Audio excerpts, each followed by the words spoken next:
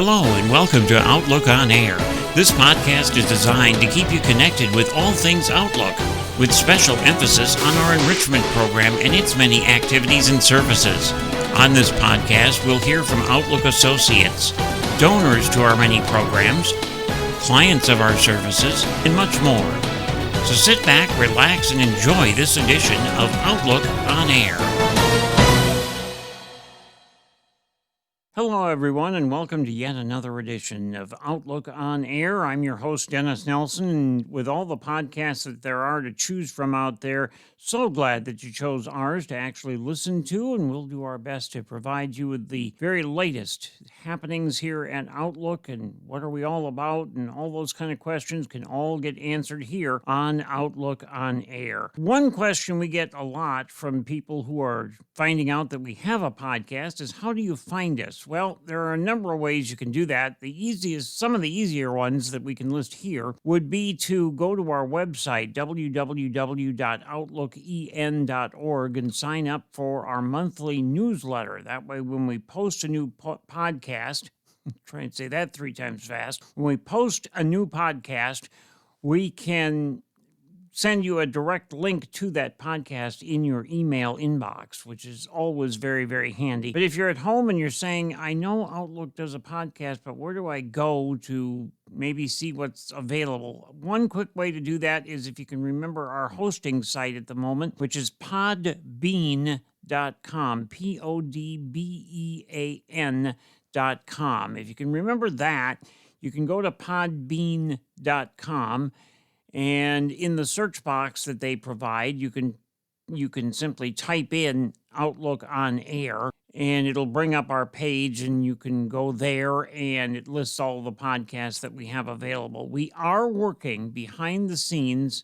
to create enough places where the podcast is hosted that it will start appearing on what is known in the industry as some of your favorite podcast aggregators, things like Apple Podcasts, iHeart, and those kinds of things. We are working toward that. We're also working toward the ability for you to be able to just tell your smart speaker to play Outlook on Air. These are all things we are aware of. We know they're out there, but when we're only hosted at the moment on one site, it makes it kind of hard to make all of that happen. So we just ask for your patience as we work to make this a reality for many of you, and it'll make it a lot easier to find us than ever before. And we'll certainly keep you posted on that here on Outlook on Air. Today we have a great podcast planned for you. Callie Getzschman is with us in studio, and she represents a group called BisonHeartGroup, and she'll be talking to us and explaining what BisonHeartGroup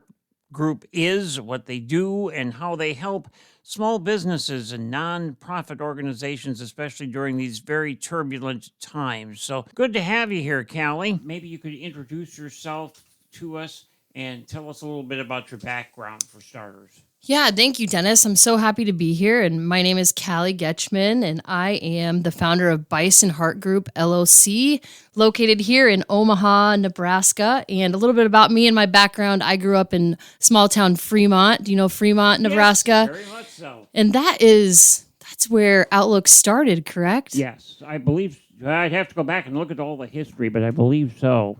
Yeah, so I'm from Fremont, Nebraska, went to college in Hastings, and then, I have been working in the nonprofit sector for the last 17 years, and then in September, I decided to go out on my own and start my own business. Wow, that's always very exciting.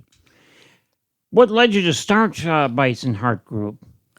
Yeah, as I was just saying to you, I have over 17 years of experience working in the nonprofit sector. And as I was in that throughout development roles and working with different nonprofits and meeting with individuals in the community, I saw a need for small businesses and nonprofits, especially during COVID. Just during that time, small businesses were closing down. There wasn't enough brand awareness out there. Executive directors were struggling with funding, bringing more awareness to their mission. And I just saw a need to bring something more to the community. And outside of my business, I think that the heartbeat of every small business and nonprofit is networking. Mm-hmm. And so I also started a networking group here. And throughout that whole experience and just really thinking about what I wanted to do, I decided just to go out on my own and find a way that I could help amplify small businesses and nonprofits to be successful in the Omaha metro area. So you would call that the mission of BisonHeartGroup? So the mission of BisonHeartGroup is to empower small businesses and nonprofits through authentic connections, community-focused networking, and tailored strategies. So whatever that may look like, if you're a small business and you're looking for brand awareness, marketing, social media, or maybe you just can't get out into the community and network enough to let people know who you are, I'm here for you. I'm here to help you do that. And if you are a nonprofit, I have an expertise in fundraising, donor cultivation, helping you with your social media and marketing and bringing more brand awareness. And also, if you just need help out in the community networking, again, I think at the heartbeat of all that we do, though, is that networking and storytelling. So again, just helping small businesses and nonprofits tell their story and bring it out there to the light. That is in itself a huge mission and quite a load to carry, if you will. It's a lot of fun, and I love being able to work with small businesses and nonprofits. No, that's fabulous. All right, let's turn our focus here to Outlook Enrichment, our area here, and some of the things that you've done in that regard. What about Outlook's mission speaks to you personally? Well, I think that what you guys do, your mission of enhancing the quality of life for individuals with vision loss, it resonates deeply with me because I believe that every person, regardless of ability, should have access to opportunities for independence and personal growth. The emphasis on inclusion, advocacy, and empowerment aligns with my commitment to making communities stronger and more connected. And just walking through these hallways as I have over and over throughout the day and seeing the confidence in individuals and building that independence has really drawn me into your mission. That is really great, and we're certainly happy to have you on board. Can you possibly share a memorable moment or experience with Outlook Enrichment, maybe that has had an impact on you? I would say just hearing the stories. I have worked very closely with your executive director, Nina. And as I have been in rooms with her, as she's shared about Outlook and what you guys are doing here, one moment that stands out is just seeing firsthand how adaptive technology and support services can completely transform someone's confidence and independence is huge. But I was also at your gala, and I was able to hear the stories of individuals one individual shared her story of how she enjoyed bike riding. She loved riding a bike, and how hard and difficult that can be if you can't do it anymore, right? To have that taken away from you. And so the ability that you guys allow people to be able to do those things with confidence again is powerful. That's awesome. What events or programs here at Outlook Enrichment do you enjoy the most and why? Well, I really enjoy programs that focus on community engagement and skill building, whether it's adaptive recreational activities, technology workshops, or mentorship programs. And I think everything you guys are doing, didn't you guys just do a ski trip? Yes, they've done that in the past. And although Megan Mackey is our expert on everything they've done, she could tell you a lot more details of when it was. But yes, they have done it. They have done ski trips in the past. So I really enjoyed those types of programs, anything that's like practical skills, but also just the fostering of connection and belonging, which are so important for personal growth and empowerment for individuals. Oh, that's fantastic. In your opinion, why is the work that Outlook Enrichment does so important for the community? I think Outlook Enrichment plays a crucial role in making sure individuals with vision loss are not just accommodated, but truly included in all aspects of life, right? The organization as a whole, you help break down those barriers.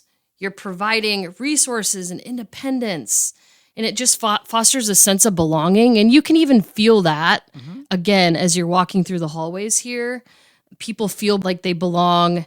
They feel like they're getting the resources that they need to be successful. And this work is vital because it ensures that people of all abilities can contribute to and fully participate in their communities. I think Outlook Enrichment does exemplify that tremendously as well, for what it's worth.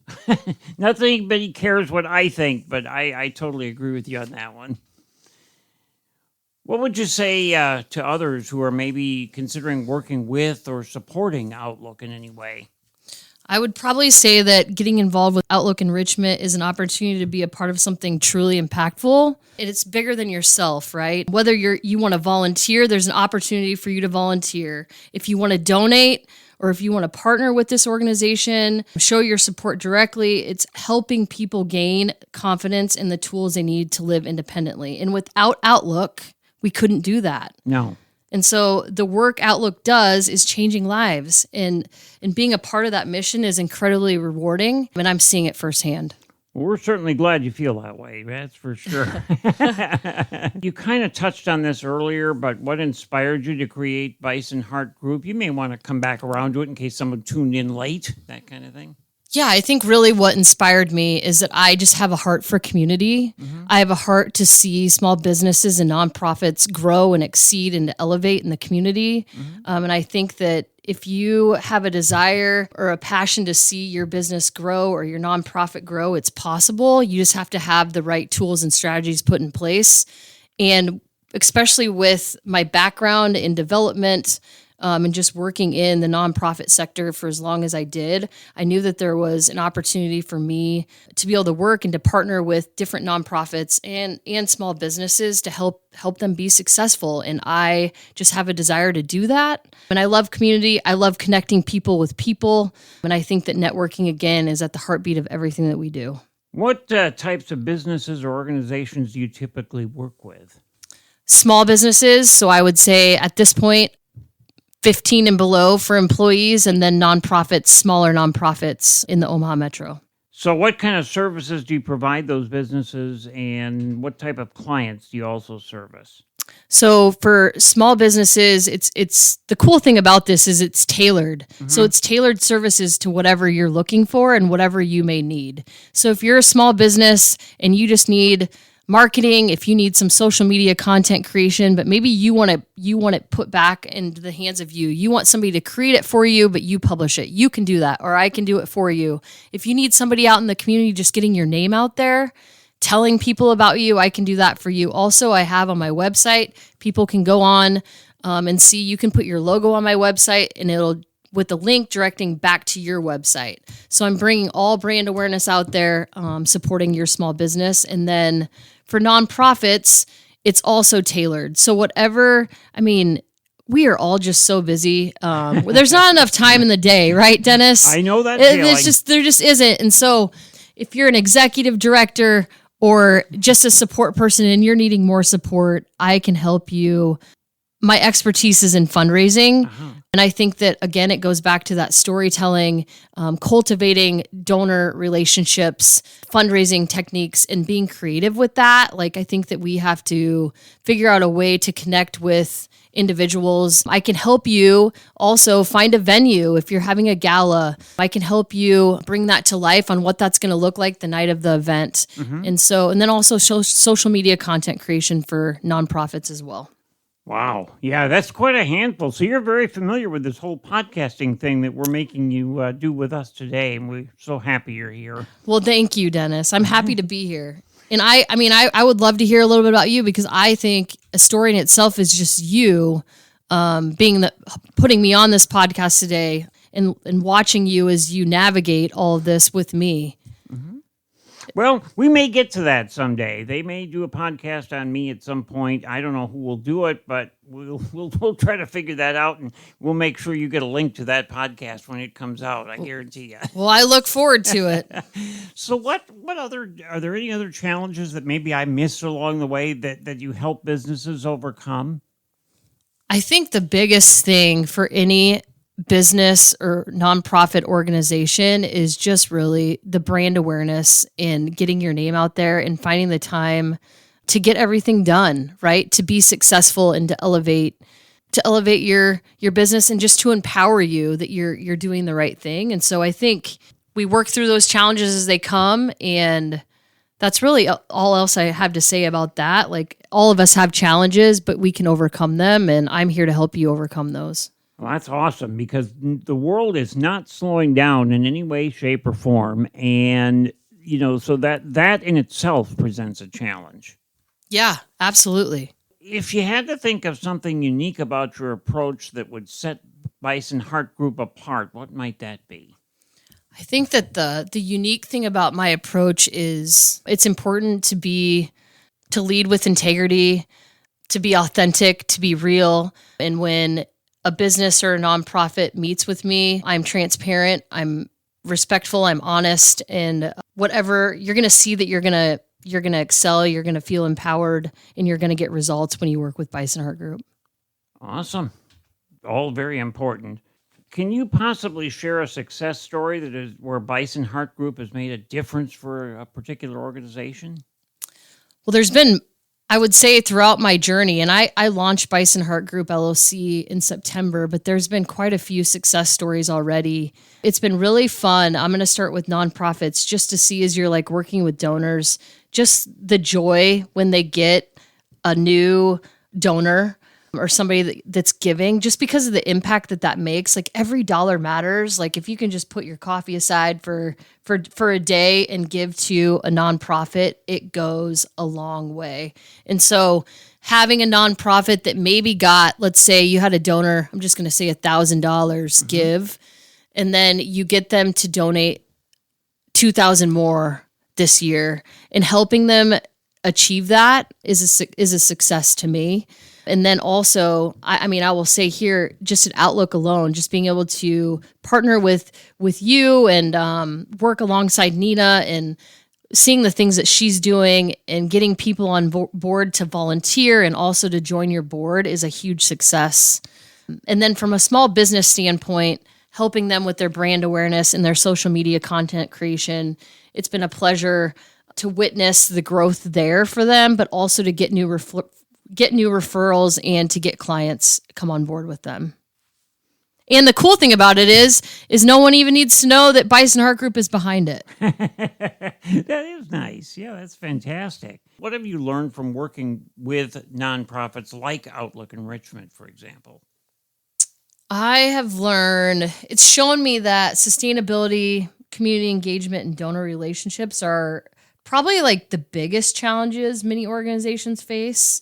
Nonprofits need more than just funding. They need strategic partnerships, compelling storytelling, and consistent outreach to keep the mission relevant and upfront, like in front of the donors, in front of the community, to make it more impactful. Sure. I think I've learned that organizations thrive when they invest in relationship building. I think relationships are key, whether with donors, volunteers, or the communities they serve. And then I would probably say clear communication, transparency, adaptability are also long-term keys to success. And then ultimately, nonprofits that focus on collaboration and innovation are the ones that make the most lasting impact.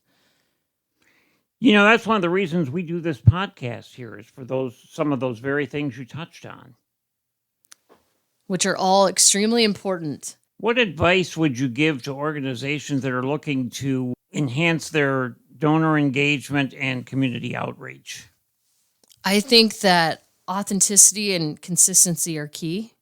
Donors and community members want to feel like they're a part of something bigger. Mm-hmm. Organizations should regularly share impact stories, engage with your donors, thank them, beyond just fundraising asks, and create meaningful opportunities for involvement. So bring them in, give them tours. Like, one thing that really drew me in was being able to come to Outlook and to see the facility, to do a walkthrough, and to meet with associates. Transparency and gratitude also go a long way, keeping donors involved about where the contributions are going, and recognizing their support strengthens long-term relationships. So networking events, collaboration, and then leveraging social media strategically is very important, and it'll help amplify outreach efforts. What is one piece of advice that you might give to someone else who's wanting to start their own consulting or business venture? Yeah, one thing before I really share that. I just want to share something briefly. So I was in a coffee shop the other day. We all need coffee, Yes, right, Dennis? yes, You like yes. coffee? I have mine sitting right over here. And I was in a coffee shop and I was meeting with someone and I was just watching people come in and out of that coffee shop, but also just the importance of connection. Like everyone needs connection. You need each other to grow, and you need to surround yourself with the right people. Relationships are so important in business, but also just in life as a whole. And as I was sitting there, though, I was thinking about how many coffee shops we have just in Omaha. Yeah, there are a lot here. And how many people started out with a why, like why they wanted to start a coffee shop. And maybe some of those individuals said, I don't think I can because so-and-so already opened one. Oh. But I think the most important thing that you need to remember is that you need to know your why. You need to know what your purpose is, and that will help guide the decisions along the way. You got to build trust and attract the right clients or partners. Relationships are everything, whether in business or in nonprofit work, but be intentional about networking, collaborate with others, and don't be afraid to ask for help. Like, I think one thing that I've learned is imposter syndrome needs to go out the door. You need to surround yourself with people that want you to grow, that are going to say your name in rooms that you're not in, and that anything is possible if you put your mind to it. You just have to believe that. Don't wait for perfection to do it. You just got to get started, refine things as you go, and just believe that you can do it. Because whatever you put your mind to, you can. And if your gut is telling you to go out and start something, I encourage you to do it because there's room for all of us. If one coffee shop can open and it's filled to the rim, another one can open as well. Makes sense. Makes sense. I remember starting a business at one point, an audio recording business, essentially, and it went pretty far for a long time until the economy changed. So I can relate to some of this that you're recommending. How do you feel that small businesses, nonprofits, and other organizations, and for that matter, even individuals, build stronger partnerships for mutual success? I think it starts with shared values and open communication. I think that communication's key. Partnerships should be built on trust and a clear understanding of how each party benefits.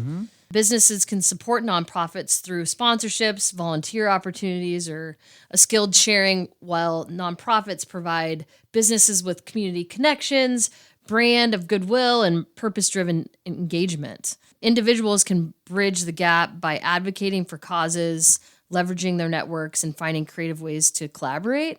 And the best partnerships are those that are intentional, sustainable, and focused on long-term commitment. So what is next for BisonHeartGroup? Any exciting projects on the horizon? I would only say, since BisonHeartGroup is a business, every day is exciting for me. Like, you just gotta do what you love every day. And I do. I love working with the businesses that I'm working with and the nonprofits. So there's a lot of things coming up in regards to the nonprofits that I'm working with, but also BisonHeartGroup's networking. On March 24th, we are meeting at Set the Bar, which I don't know if you've heard of Set the Bar, Dennis. I have. I've heard of it. I don't know much about it. So they have, it's the only women's sports bar that's opening up in Omaha. That's it. Yeah. And we are celebrating Women's History Month with the panel. In BisonHeartGroup's networking, it's different. It's not for everybody. It's more on the storytelling side of things. So individuals can come and share their story, and hopefully you get business from that. But we are meeting at Set the Bar at 5:30 on March 24th, and it's open to the community to come. How can people connect with you or learn more about your work, Callie? So people can connect with me at BisonHeartGroup.com. You can go directly to my website, or I am on all social media platforms, Facebook, Instagram, LinkedIn, and X. Awesome. Well, that's certainly accessibility waiting to happen, so that's awesome. Is there anything else that you'd like to share with us? I think that's it. I just really appreciate you allowing me to be here today and to share more about BisonHeartGroup LLC and what we're doing for the community and how we can help you. If you are a small business or a nonprofit looking for support or just looking to amplify your business to the next level of success, then please reach out to me. Well, awesome. Callie, thank you so much for coming by. We really appreciated having you here today and hope to have you back at some point. I look forward to it. Thank you, Dennis. By the way, Callie wanted to make sure that you had the address of the Set the Bar location that she mentioned during her interview. It is 6121 Maple Street in Benson, in case you would want to attend that event that she mentioned. Now, I also have a phone number for them. I don't know if this is to that location or not, but a phone number you could possibly call to get even more information directly from them is area code 951-264-0800. Your source for all things Outlook. Outlook on Air. And special thanks to our liner guy, Eric Patterson, for inserting those words of wisdom into the podcast, and you'll hear him from time to time helping to break up the monotony so it isn't all the same old voice greeting you every single moment of the podcast here. So we appreciate his efforts, and I know you do too. Megan Mackey is here with this month's community events calendar. Hi, Megan. Thanks, Dennis. Here are some of our upcoming community events. We have a kids golf simulator tea time on March 29th from 12 p.m. to 1:30 p.m. We have Family Beat Baseball on April 12th from 10 a.m. till 1 p.m. We've also still got CrossFit running through the end of May. We've got Golf Simulator League running every other Saturday morning from 10 a.m. till noon through April. And then in May, we will transfer that into hitting the golf courses. If you'd like to get this information via email every month, we do put out a newsletter. You can sign up for that on our website, www.outlooken.org.